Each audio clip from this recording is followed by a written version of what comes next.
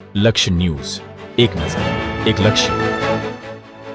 ધારી Tulsishyam road ઉપર Bolero maxi પલટી, steering પરનો કાબુ ગુમાવતા સર્જાયો અકસ્માત. અમરેલી જિલ્લાના ધારી તુલસીશ્યામ રોડ ઉપર ગુરુવારે એક બોલેરો મેક્સી વાહન સ્ટીયરિંગ પરથી કાબુ ગુમાવતા રોડની બાજુમાં પલટી મારી જતા અકસ્માત સર્જાયો હતો. જોકે સદનસીબે આ વાહનમાં સવાર તમામ લોકોનો ચમત્કારિક રીતે બચાવ થયો હતો અને કોઈ જાનહાનિ કે ગંભીર ઈજા નોંધાઈ ન હતી. અકસ્માત બાદ સ્થાનિક લોકો અને રાહદારીઓ તાત્કાલિક ઘટના સ્થળે દોડી આવ્યા હતા અને ઘટનાની જાણ થતાં સેવાભાવી યુવકો પણ મદદ માટે પહોંચ્યા હતા.